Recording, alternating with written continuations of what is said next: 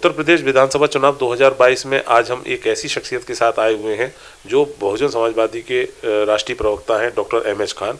Doctor साहब, आपका स्वागत है हमारे। जी शुक्रिया, आपका भी स्वागत है हमारे घर में आने के लिए। आपको क्या लग रहा है, क्या है चुनावी माहौल उत्तर प्रदेश में बसपा के लिए? देखिए, बसपा एक ऐसी पार्टी है जो राजनीतिक पार्टी के साथ साथ मिशनरी भी है, ये मिशन का भी काम करती है। तो इसका नारा है सर्वजन हिताय सर्वजन सुखाय, सबको साथ लेकर चलने वाली पार्टी है ये। 2007 में इसी फार्मूले के हिसाब से हमने अपनी सरकार बनाई थी और उस सरकार में हमने सब समाज के लोगों को 14 से 15 ब्राह्मण, 14 से 15 मुस्लिम, 14 से 15 ऐसे जितने मिला के होते हैं हर जात बिरादरी के लोगों को मिनिस्टर हमने बनाया और ये कहा कि आप अपने बिरादरी के प्रतिनिधित्व करिए, सत्ता में भागीदारी करिए और अपने जात बिरादरी का भला करिए। बाकी और चीज़ों में सब मिला करके कानून व्यवस्था में सबसे अव्वल थी बहन कुमारी मायावती जी। उन्हीं के शासनकाल में राम जन्मभूमि का फैसला आया था हाई कोर्ट से, जिसमें फैसला जो आया था वो हिंदू पक्ष के फेवर में आया था। लेकिन पूरे उत्तर प्रदेश में 124 या 125 जो भी कह दे इकट्ठा आदमी कोई नहीं हुआ, न कोई दुकान बंद हुई, न कोई एक आदमी से आदमी टकराया। कानून व्यवस्था इतनी सख्त थी। फिर क्या कारण रहा कि 2012 में बहन जी चुनाव हार गई? देखिए, कारण जो भी रहा हो, चुनाव हारे हम हैं, लेकिन हमारा वोट आप परसेंटेज कम नहीं हुआ है। चुनाव तो 2-4% की इधर उधर होने से आदमी चुनाव तो हार सकता है, लेकिन हमारा परसेंटेज नहीं। आंधी आ जाए, तूफान आ जाए, सुनामी आ जाए, हमारे वोट परसेंटेज में फ़र्क नहीं पड़ता है। परसेंटेज आप वोट जो है हमारा है वो बरकरार रहता है। बट सीटों पे तो फर्क पड़ गया ना। सीटों पर फर्क पड़ गया, वो अलग बात है। इसीलिए हमने शुरू में कहा आपको कि ये पार्टी राजनीतिक पार्टी के साथ साथ मिशनरी पार्टी भी है ये, तो हमको ज़्यादा उसका फर्क नहीं पड़ता। हम अपना मिशन का काम करते हैं। आज जो 2022 का चुनाव होने जा रहा है, इसमें अभी देखिए सर फुटबॉल हो रहा है, किसी का टिकट मिल रहा है, किसी को भाग रहे हैं, कोई इधर से भाग रहा है, कोई उधर भाग रहा है। हमने 4 महीना पहले ही अपने कैंडिडेट डिक्लेयर कर दिए थे। 3-3 राउंड, 2-2 राउंड हो चुके हैं। लोग बहुत, देखिए हमारा वोटर जो वोकल वोटर नहीं है, चिल्लाने वाला नहीं है, हमारा साइलेंट वोटर है, साइलेंट वोटर है, अंडर करंट है। देखिएगा बहुजन समाज पार्टी की सरकार 2022 में बनेगी। 2017 में जब चुनाव हुए थे तो बहुजन समाज पार्टी को केवल 19 सीटें मिली थी, लेकिन लगभग 150 सीटें ऐसी थीं जो उसने समाजवादी को हरवा दी थी। हाँ, लेकिन हम कम से कम 150 सीटों से ज़्यादा पे तो सेकंड पे थे। हाँ, मैं बोल रहा हूँ कि लेकिन बहुत सी ऐसी भी सीटें थीं जिसमें बीजेपी जीती थी 1-1.5 हज़ार वोटों से, और बहुजन समाजवादी पार्टी ने 70,000 वोट लिए। 70,000 के लगभग समाजवादी को मिले और 72,000 बीजेपी को मिले। तो उस तरीके से इस बार भी वही स्ट्रेटेजी के ऊपर काम कर रही है बहुजन समाजवादी? नहीं, स्ट्रेटेजी हमारी है कि हम सरकार बनाएं, हम अपने हिसाब से काम कर रहे हैं। देखिए, समाजवादी पार्टी सरकार जरूर थी, लॉ एंड ऑर्डर के मामले में बिल्कुल फेल हो गई थी। मुजफ्फरनगर का दंगा हुआ जिसमें 62 मुस्लिम मारे गए थे और हिंदू 20 मारे गए थे। तो नुकसान ज़्यादा किसका हुआ? मुस्लिम पक्ष का हुआ। मुस्लिम पक्ष का हुआ। और 50,000 कोई दंगा होता है तो उसमें पक्ष ना देखते हुए नहीं, ये लॉ एंड ऑर्डर का सवाल है ना। लॉ एंड ऑर्डर का सवाल है। 50,000 मुसलमान टेंटों में रह रहे थे, हिंदू टेंटों में रह रहे थे। उस वक्त मुख्यमंत्री पूरा परिवार सैफे में बैठ के नर्तकियों से नाच देख रहा था। तो सीरियसनेस नहीं है ना। सत्ता में आप आ गए हैं, आप मुख्यमंत्री हैं, आपको जिस समय पता चला कि हाँ दंगा हो रहा है, आपको नाच गाना बंद कर देना चाहिए था। खून खराबा हो रहा, नदियां बह रही हैं। तो उसका तो जनता ने उनको दे दिया ना। 2014 में भी हराया, 17 में भी हराया, 19 में भी हराया। तो वही हिसाब उनका अभी भी चलेगा, अभी भी हराए जाएंगे। अभी बहुजन समाज पार्टी आएगी, इसलिए कानून व्यवस्था के मामले में नंबर 1 पे है। दूसरा ये है कि इन्होंने वादा किया था, देखिए मुस्लिम वोट पे बेस करते हैं ये। बहन कुमारी मायावती जी जब मुख्यमंत्री बनी तो उन्होंने अल्पसंख्यक कल्याण विभाग बनाया, जो पूरे हिंदुस्तान में किसी स्टेट में नहीं है, जिसमें 8वीं क्लास से लेकर 12वीं क्लास तक के बच्चों को वजीफा मिलता है पढ़ने के लिए। उसको अखिलेश यादव ने आकर रोक दिया। उर्दू फारसी विश्वविद्यालय लखनऊ में बनाया, जो पूरे हिंदुस्तान में किसी स्टेट में नहीं है। उसका नाम बदलने का काम किया अखिलेश यादव ने। मदरसा बोर्ड जिसमें शिक्षा दिया जाता है मदरसे वाले बच्चों को, बहन कुमारी मायावती जी ने बनाया। मदरसे बोर्ड का मान्यता तक खत्म कर दी इन्होंने। संत रविदास के नाम से जिला बनाया हमने। आज आप जा रहे हो मंदिर में पूजा करने जा रहे हो और उन्हीं का नाम बदल दिया तुमने। तो काम तो ये है ना इनका, काम कुछ नहीं इनका है। काम देखिए इनका ये है कि खाली आप मुख्यमंत्री अखिलेश यादव जी, कैबिनेट मंत्री शिवपाल यादव जी, सारा यादव परिवार, उनमें MP उनका परिवार का भतीजा भाई, यही सब है, भतीजावाद है उसमें। फिर 2019 में आपने उनके साथ क्यों किया गठबंधन? देखिए हमने किया था कि हो सकता है इनके अंदर कुछ सुधार हो जाए तो हम आगे तक मामला चलेगा, लेकिन उसमें भी देखिए ये 5 ही सीट पर रह गए। हमारे वोट तो ट्रांसफर हुए लेकिन इनके वोट ट्रांसफर नहीं हो पाए। नहीं, अगर इस तरीके से देखा जाए तो आपके वोट ट्रांसफर नहीं हुए, उनके वोट ट्रांसफर हुए, क्योंकि वो आपके लिए 15 सीटें मिली, उनको 5 मिली, तो यानी उनको तो हराया गया। और समाजवादी पार्टी का तो यही इल्जाम रहता है कि बसपा ने हमारे लिए अपना वोट ट्रांसफर नहीं करवाया। नहीं, उनका वोट चला गया सारा बीजेपी में, इनका वोट सब चला गया बीजेपी में। हमारा वोट ट्रांसफर सिर्फ हुआ, इनको उनका वोट ट्रांसफर नहीं हुआ। अगर उनका वोट भी ट्रांसफर हो जाता तो हम 40 से 50 सीटों तक हम गठबंधन जीत के आते। तो आप लड़ ही नहीं रहे थे, 30-35 सीटों पर बहन जी लड़ रही थी और इतनी सीटों पर यही तो मैं कह रहा हूँ, दोनों मिला के 40-50 सीट आती, दोनों को मिला के बात कर रहा हूँ ना। लेकिन गणित तो यही कहता है ना खान साहब कि अगर आपका वोट उनको मिला होता तो वो जीतते ना, वो कहाँ जीते? उनका हमारा वोट तो मिला ना, वो वोट उनका वोट ट्रांसफर नहीं हुआ, उनका वोट चला गया बीजेपी में, ये मैं कह रहा हूँ। नहीं, आप वही तो मैं कह रहा हूँ, आप गलत बोल रहे हैं। अगर आपका वोट उनको मिला होता तो 5 पा गई है। तो नहीं, 5 तो इनकी अपनी थी, दोनों तो ये मुलायम सिंह जी और अखिलेश। अरे मुलायम सिंह जी की सभा में बहन जी नहीं गई थी क्या? नहीं गई थी, लेकिन इसके पहले मुलायम सिंह कितने वोट से जीते थे? 3 लाख वोट से। मुलायम सिंह कभी हारे ही नहीं। खैर, अरे 3 लाख वोट से जीते थे, वो बात को समझिए ना, 3 लाख वोट से जीते थे। और जब ये हमारी समझौता हुआ है और बहन कुमारी मायावती जी भी जाकर उनके स्टेज पर खड़ी होकर इनका समर्थन किया है, तब ये 95-99 हजार वोट से जीते हैं, वरना दशा खराब हो जाती है। और अच्छा, तो आप ये 5 सीटें भी नहीं जीते। नहीं, खैर इतना तो हजम नहीं हो रहा, लेकिन हजम ऐसे बताइए ना आप, जो आदमी 3 लाख से जीता हो और मायावती भी खड़ी होकर प्रचार कर रही हो, वो 1 लाख पे आ जाए तो क्या मतलब हुआ? देखिए, जिसमें करहल भी था। लेकिन फिर भी जो है इस बार भी यही समीकरण बनते जा रहे हैं। आपके खासकर विरोधी समाजवादी पार्टी तो यही इल्जाम लगाती है कि जो ओवैसी जी और आपके लिए कि ये लोग बीजेपी की बी पार्टी है। नहीं, हमारी बी पार्टी कैसे होती? अगर बी पार्टी होते तो 4 बार मुख्यमंत्री थोड़े बनते। हम आपको वही बता रहे हैं कि ज़्यादा इल्जाम लगाते हैं समाजवादी पार्टी के लोग, कांग्रेस के लोग भी लगाते हैं कि बहुजन समाज पार्टी बीजेपी से मिल गई है, मिल के सरकार बनाई है। तो कुछ सीटें तो मैं बता देता हूँ। नहीं, सुन तो लीजिए मेरी बात सुनिए, सीटों की बात छोड़िए। बहुजन समाज पार्टी की मुखिया अगर बीजेपी से मिलकर सरकार बनाई थी तो उसी पीरियड में उन्होंने अल्पसंख्यक कल्याण विभाग बनाया।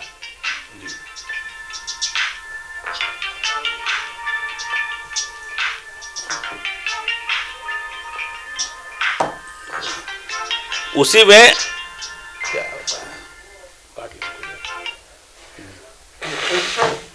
प्रेशर इनका नहीं चला भारतीय जनता पार्टी का, और जिस वक्त उन्होंने आरएसएस का एजेंडा लाने की कोशिश की और प्रेशर बनाया, तो आपको याद होगा कि मायावती जी ने इस्तीफा दे दिया, गठबंधन टूट गया, 5 साल सरकार नहीं चली थी।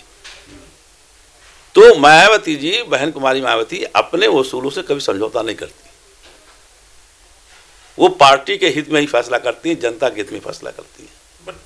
पूर्व में भी उन्होंने 2-3 बार बीजेपी के साथ जब भी मिलाया है, मैं कह तो रहा हूं, एजेंडा उनका रहता है, मुख्यमंत्री वो खुद रहती हैं, अपने मंत्री ज्यादा बनाती हैं, उनके मंत्री कुछ बना लेती हैं, इसीलिए पूरा गठबंधन नहीं चल पाता ना। अगर हमारा आपका देखिए विचारधारा एक हो जाए तो 5 साल सरकार चलेगी, जैसे चल रही है बिहार में चल रही सरकार नहीं 5 साल। वहां पर जो पार्टी के इस वक्त मुख्यमंत्री हैं नीतीश कुमार जी, उनकी सीटें तो कम आई थी, भारतीय जनता पार्टी सीटें ज्यादा आई थी, लेकिन फिर भी मुख्यमंत्री वही बने। अब चल रहा, विचारधारा मिल रही तो चल रही है। यहाँ जहाँ विचारधारा टकराव होता है वहाँ उसी वक्त इस्तीफा, नहीं चल पाएंगे। लेकिन कुछ तो है अंदर खाने बीजेपी के साथ साठगांठ, क्योंकि लगता तो है, क्योंकि आपके लिए मैं बताता हूँ, जैसे स्वामी प्रसाद मौर्य जी ने अभी बहन जी के लिए कुछ बोल दिया तो बीजेपी और बहुजन समाजवादी पार्टी ने उनको इस तरीके से घेर लिया कि शायद वो अपनी सीट हार जाएंगे। आपने वो शादा फातिमा के लिए जो समाजवादी पार्टी छोड़ के आई थी, तुरंत टिकट दे दिया। अब वहाँ पर मुस्लिम वोटों का बंटवारा हो गया और स्वामी प्रसाद मौर्य हार जाएंगे। उसी तरीके से राजभर जी की सीट भी आपने पकड़ ली। मैं आपको 4-5 एग्जाम्पल और दे देता हूँ। कुंदरकी में हाजी रिजवान समाजवादी पार्टी के 4 बार के विधायक, उनका टिकट कटा, आपने तुरंत डोरे डाल दिए उसके ऊपर। अब वो ताल ठोक के खड़े हुए हैं जियाउर रहमान वर्ग के सामने, अब वो भी सीट वो हरवा देंगे। समाजवादी का हारना निश्चित हो गया है, आप जीतें या ना जीतें। नहीं, देखिए हमारे पास जो आएगा टिकट के लिए, या हमको लगेगा कि हाँ ये आदमी लड़ सकता है, हमने पहले तो तोड़ा नहीं, कुछ कहा नहीं, हमने तो बुलाया भी नहीं, वो तो खुद चल के आए ना। समाजवादी पार्टी सोचना चाहिए कि हम अपने वर्कर्स का टिकट क्यों काट रहे हैं। दूसरी बात ये देखिए, इल्ज़ाम एक बहुत बड़ा लगाते हैं। यहाँ लखनऊ में नरेंद्र मोदी जी प्राइम मिनिस्टर आए थे, यहाँ अपने कार्यकर्ताओं से संबोधित कर रहे थे। मंच पे कौन कौन था आपको तस्वीर याद नहीं होगी, लेकिन मुझे याद है। आप बता दीजिए। मुलायम सिंह यादव जी, अखिलेश यादव जी, दोनों। उस समय अखिलेश यादव की सरकार थी ना। सरकार थोड़ी थी, अखिलेश यादव की सरकार कहाँ थी? आप कब की बात कर रहे हैं? हम कह रहे हैं 2017 के बाद की बात कर रहे हैं। ये दोनों लोग मंच पे थे और मुलायम सिंह यादव जी नरेंद्र मोदी के कान में कुछ कह रहे थे, ये दोनों लोग हाथ हिला रहे थे। अच्छा मान लीजिए हम आप बात मान लेते हैं कि हाँ सरकार अखिलेश यादव की थी, एक बार मान लेते हैं उन्हीं की थी। नहीं कैसे? अच्छा अगर हो गई तो कार्यकर्ताओं की मीटिंग में जाएंगे क्या? नहीं, कार्यकर्ताओं की मीटिंग नहीं थी, वो कोई और क्या था बताइए ना। मंच सजा था, पूरे सामने वर्कर्स बैठे थे, क्या कमाल कर दिया आपने। नहीं, वो तो आप ओथ सेरेमनी की बात नहीं थी, वोट की बात ही नहीं थी, वोट सेरेमनी नहीं थी, वोट सेरेमनी नहीं थी। आप निकलवा लीजिए क्लिप है, मुझे ध्यान है। अमित शाह खुद मुलायम सिंह जी का हाथ पकड़ के उनको स्टेज पे लेके गए हैं और उसी समय वो बोल रहे हैं, और वहीं पर जो है अखिलेश यादव भी आए हुए हैं मंच पे। देखिए वोट सेरेमनी में आपको भी पता है, मुझे भी पता है, ओथ सेरेमनी में मंच पे कोई नहीं बैठता है गवर्नर के अलावा, या जो ओथ लेता है वो। उसके बाद के फंक्शन की बात कर रहे हैं? उसी के बाद के फंक्शन की बात तो कर रहा हूँ, जो संबोधित किया जा रहा है वर्कर्स को। नहीं, उससे आप क्या बताना चाह रहे हैं? मैं बताना चाह रहा हूँ कि इनकी मिलीभगत है और यही आपस में लड़ रहे हैं। यही आपस में लड़ रहे हैं। तो इससे ये क्या दिखाना? नहीं, दिखाना क्या चाहते हैं? हमको जो कहते हैं आप बीजेपी से मिले हुए हैं, तो इनका भी तो चेहरा देखिए क्या है, इनका भी तो चेहरा देखिए क्या है। ये चेहरा अभी सुनील सिंह नाम का एक आदमी, बता रहा हूं मैं आपको, गोरखपुर का जो हिंदू ऐवानी का अध्यक्ष था, उसने कहा कि मुस्लिम औरतें और लड़कियां जो मर जाएंगी और कब्र में दफन हो जाएंगी, उनको निकाल के रेप करूंगा। उसको अखिलेश यादव जी ने अपनी पार्टी में शामिल किया और ऐसे हाथ थपथपाया। शाबाश, क्या मैसेज जा रहा है इससे? साक्षी महाराज जिसने कहा कि हम बाबरी मस्जिद जो गिरी थी उसका ईंट ले आया हूं, गिराने में मेरा भी हाथ है, और मैं ले आया हूं, और मैं अपने बाथरूम में मैं उस ईंट को लगाया हूं, और मुलायम सिंह यादव जी ने उसको जो है राजसभा भेजने का काम किया। भेजा था नहीं भेजा था? कल्याण सिंह जो एक दिन का मुलजिम है, सुप्रीम कोर्ट से सजा पाया हुआ है, उसको पार्टी में शामिल किए, उनको बड़ा भाई कहे, और उसके बेटे को राष्ट्रीय महासचिव बनाया। विचारधारा कहां मिल रही है? मुसलमान को तो छला गया है। मुझे आपकी बातों से कुछ लग रहा है जैसे आप ओवैसी जी से ही कुछ सीख के आए हैं, वो भी ऐसे ही भाषण देते हैं। ओवैसी क्या मतलब हमारा है? वैसी तो उनका भी यही मानना है कि मुलायम सिंह का परिवार जो है वो आरएसएस को बिलोंग करता है, और ये लोग इन लोगों की ये तो अभी इनके चौखट पर चले गए थे ओवैसी जी कि मुझसे समझौता कर लो, मुझे तालमेल कर लो, मुझे सीटें दे दो। तो वैसी की भाषा कहाँ मतलब? वैसी तो भारतीय जनता पार्टी की भी टीम है ये, वो तो पैसे लेते हैं, मैं तो खुलेआम कर रहा हूँ, पैसे लेके प्रचार करते हैं। अब उन्हीं सीटों पे क्यों प्रचार करते हैं जहां मुस्लिम बाहुल है? उन सीटों पे क्यों नहीं जाते जहां पर मुस्लिम बाहुल नहीं है? और 100 सीटों पे तुम कह रहे हो चुनाव लड़ेंगे, 100 सीट पढ़ के मुख्यमंत्री बना लोगे आप? किसी कहते हैं डिप्टी सीएम बनेंगे। डिप्टी सीएम किसको बना लेंगे आप? डिप्टी सीएम आप कह रहे हो 5 डिप्टी सीएम बनाएंगे, और कोई 6 महीने का रहेगा, कोई 1 साल का रहेगा। ये क्या बेवकूफी की बातें हैं? आप तेलंगाना में क्यों नहीं कर लिया आपने? तेलंगाना में पूरी सीटों पे क्यों नहीं लड़ा है चुनाव आपने? वहां क्यों नहीं डिप्टी सीएम तय किया आपने?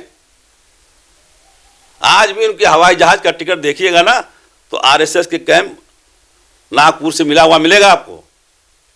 ओवैसी के खिलाफ क्यों नहीं ईडी जांच करती है? ओवैसी के खिलाफ क्यों नहीं छापा पड़ता है? ओवैसी के खिलाफ क्यों नहीं सीबीआई जांच करती है? बताएंगे मुझे आप? मुझे तो ऐसा लगता है कि शायद मायावती जी के लिए भी वो भी इसीलिए आजकल शांत है क्योंकि कुछ जी नहीं, सुन लीजिए मेरी बात। 100 मुकदमे कायम किए गए थे मायावती जी के खिलाफ और 100 मुकदमे में बिल्कुल पाक साफ होकर निकली है। ऑन रिकॉर्ड बता रहा हूं। नहीं, बट सीबीआई का डर से तो वो बीजेपी डर क्यों डरेंगी? वो उन डरेंगे? इतना बड़ा मास उनके साथ सुनने में आता है। सुनने आप देखिए, वरिष्ठ पत्रकार हैं आप, सुनने वालों को बात मत जाइए। राजनीतिक सुनने को पता नहीं, चर्चा रहती है राजनीतिक गलियारे में सब तरह की चर्चा रहती है।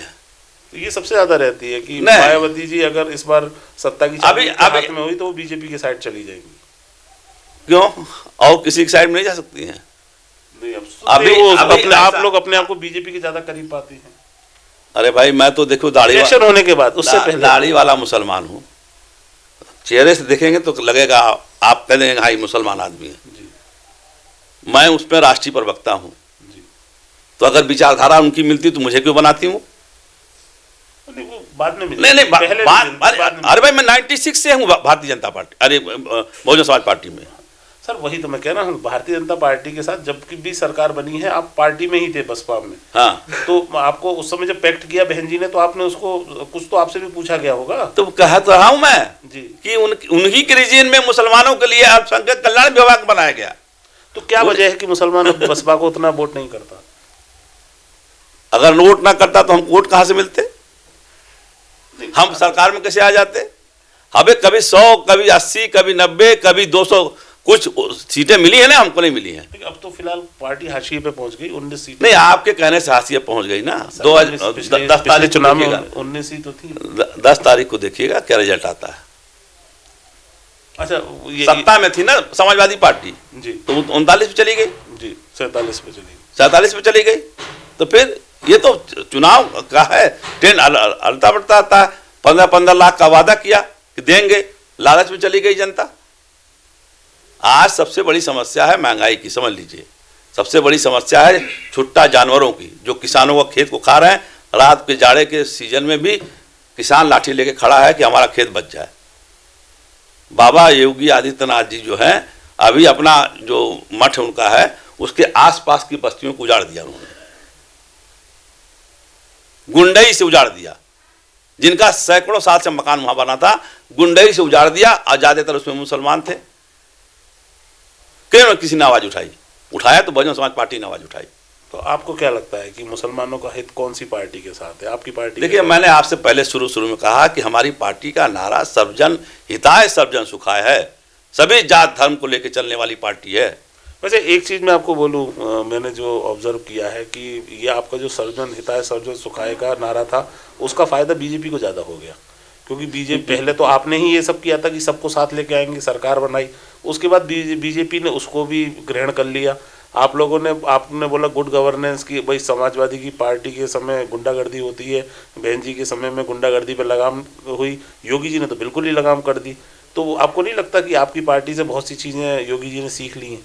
योगी जी ने कहा गुंडागर्दी पर लगाम कस दी? नहीं, लॉ एंड ऑर्डर तो अच्छा हुआ है। कैसे बताइए? एक चीज बताइए। पब्लिक नहीं, एक एग्जांपल आप बताइए। पब्लिक की बात मैंने आपसे पूछ रहा हूँ, एक एग्जांपल बताइए। नहीं, खैर लॉ एंड ऑर्डर तो अच्छा क्या हुआ बताइए ना, पूछ रहा हूँ। हाथरस में रेप हुआ 2:30 बजे। देखिए, अब फिर बात नहीं, घटनाएं होंगी, क्या मतलब होता है? नहीं, ये बातें नहीं चलेगी ना, ये बातें नहीं चलेंगी कि अगर रेप हुआ है, घटना हुई है, तो 2:30 बजे रात में हिंदू मैथोलॉजी के खिलाफ मिट्टी का तेल दाग जला देंगे? आप मिट्टी का तेल दाग जलाएंगे? ये आपका न्याय है? यहाँ लखीमपुर खीरी में थार जीप से चढ़ा दिया गया, किसानों को रौंद दिया गया। ये कानून व्यवस्था है आपकी? उन्नाव में अभी लड़की के रेप करके उसको अपने ही खेत में दफन कर दिया। समाजवादी पार्टी के राज्य मंत्री थे, उनका बेटा था वो। तो क्या तो मर चुके हैं ना? कौन? वो मर चुके हैं, लेकिन उनके बच्चे तो जिंदा हैं। तो उसने जो गलत किया है उसके लिए सजा मिलेगी, उसके लिए समाजवादी पार्टी गलत किया नहीं। कानून व्यवस्था कहाँ है, ये मैं पूछ रहा हूँ। कानून व्यवस्था कहाँ शुद्ध हो गई? 2-3 आदमियों का नाम लेने के अलावा योगी आदित्यनाथ जी नहीं ले पाते हैं। 21 मुकदमे उनके ऊपर हैं, क्रिमिनल मुकदमे, जो उन्होंने वापस लिए हैं। वो खुद गुंडा है। लेकिन मैंने तो जो उत्तर प्रदेश का भ्रमण किया और मैंने देखा तो अधिकतर लोगों का ये बोलना था, इनफैक्ट मुस्लिम समुदाय का भी उन्होंने कैमरे के सामने बोला था, आपको चाहिए तो मैं आपको रिकॉर्डिंग दिखा सकता हूँ, कि लॉ एंड ऑर्डर की स्थिति तो अच्छी हुई है। ये पब्लिक का मानना है ओवरऑल। हमने आपको एग्जाम्पल दे दिया जी। पब्लिक कौन कौन से कहाँ कहाँ पहुँचे मैं नहीं जान सकता हूँ, मैं भी पब्लिक में ही रहता हूँ। आपको 3-4 चीज़ें हमने बता दी आपको। केशव प्रसाद मौर्य के ऊपर मुकदमे थे कि नहीं थे, वापस लिए, न्यायालय बंद कर दीजिए आप। जो न्यायालय बने हैं, जजों को कहिए जाइए अपने घर, हम सरकार में आएंगे, अपने ऊपर जो मुकदमे होंगे हम वापस ले लेंगे केस खत्म। लेकिन आपको क्या लगता है इस बार क्या ऐसा नहीं, किसी ने किया हो मुद्दा होगा जिसके ऊपर पब्लिक बीएसपी को वोट करे? देखिए, मैंने कहा आपको 2007 का फार्मूला चलेगा। 2007 में ही आपको एक एग्जाम्पल देता हूँ लॉ एंड ऑर्डर की। आजमगढ़ से एक एमपी हुआ करते थे, यादव जी, हमारी पार्टी के एमपी थे। वहाँ पर कुछ ज़मीनों पर कब्जा कर रहे थे और जिला प्रशासन सोच रहा था कि बहन कुमारी मायावती जी का शासन है, बड़ा सख्त प्रशासन है, इनके खिलाफ अगर हम काम करेंगे तो हमारी नौकरी भी जा सकती है। क्योंकि जब भी वो मीटिंग लेती थी तो अधिकारी कांपते थे, हनुमान चालीसा पढ़ के आते थे कि भैया किसी तरह से हनुमान जी हमको बचाइए। तो जब बहन जी को पता चला कि ये आदमी ऐसा काम कर रहा है तो उन्होंने उसको मिलने के लिए बुलाया लखनऊ, कि यादव जी आ जाइए, आपसे मिलनी है, एक कप चाय पीजिए मेरे साथ। जब आया, ऑफिस में बैठाया और एसएसपी लखनऊ को फ़ोन किया। पूरे हिंदुस्तान में कहीं रिकॉर्ड बताइएगा, लखनऊ एसएसपी को फ़ोन किया कि आपका मेहमान आ गया है, इसको ले जाइए, बंद करिए जेल में। पूरे हिंदुस्तान में कहीं बताइएगा कि कोई अपनी पार्टी के एमपी को बुला करके बंद करा दिया हो। इसीलिए आपके एमपी की संख्या फिर कम हो गई। नहीं, कम हो जाए चाहे कुछ हो जाए, मैंने आपसे दो चीज़ कही, राजनीतिक दल के साथ साथ हमारा मिशनरी का काम भी है। बहुजन समाज पार्टी बनने से पहले आप रिकॉर्ड उठा के देखिएगा, किसी बैकवर्ड को कोई मंत्री नहीं बनाता था। किसी दलित समाज को लोग जानबूझ के कि इनका दलित समाज है तो इनको बना दो, लेकिन बैकवर्ड क्लास के लोगों को लोग दूर रखते थे। बहुजन समाज पार्टी आने के बाद बैकवर्ड क्लास के लोगों को, माइनॉरिटी के लोगों को, सर्वजन हिताधियों को हमने कहा सबको हिस्सेदारी सत्ता में दी गई। आज भी जो टिकट बंटवारे हुए हैं, सबसे ज़्यादा टिकट हमने अगर दिए हैं तो मुसलमानों को दिए हैं, हमने ब्राह्मणों को दिए हैं टिकट, हमने वैश्य को दिया है, हमने मुसलमानों में जो शिया कम्युनिटी है उसको भी दिया टिकट। हमने 2 शिया कम्युनिटी को टिकट दिया है। समाजवादी पार्टी बता दे किसी एक शिया को दिया हो? नहीं, सुन्नी का वोट चाहिए, खाली शियाओं का नहीं चाहिए। तो ये कंसेप्ट हमारा नहीं है। चुनाव जीत जाओ हार जाओ, 430 सीटें हैं, सब सीटें हम जीतने के लिए नहीं लड़ते हैं। हम भागीदारी देने की कोशिश करते हैं कि आप भागीदारी में अगर आप आ सकते हो, अपने समाज का वोट ले सकते हो तो लेके आ जाओ, सत्ता में बैठो, अपने कौम का भला करो। लेकिन अभी बीच में ये भी खबरें चल रही थी कि जहाँ बहुजन समाजवादी पार्टी का कैंडिडेट फाइट में नहीं है तो वहाँ वो समाजवादी को हराने के लिए बीजेपी को वोट कर रहा है, ऐसा वहाँ के जिलाध्यक्ष वगैरह बोलेंगे। मतलब काफ़ी न्यूज़ में रहा है ये बीच में। नहीं, गलत न्यूज़ है ये, ऐसा कुछ नहीं है। हमारी पार्टी जहाँ भी जो कैंडिडेट लड़ रहा है मजबूती से लड़ रहा है, और देखिएगा रिजल्ट 10 तारीख को जब आएगा तब पता चलेगा आपको। क्या लगता है 10 तारीख को क्या होगा? पूर्व बहुमत सरकार बीएसपी की आ रही है। चलिए, हमसे बात करने के लिए बहुत बहुत शुक्रिया।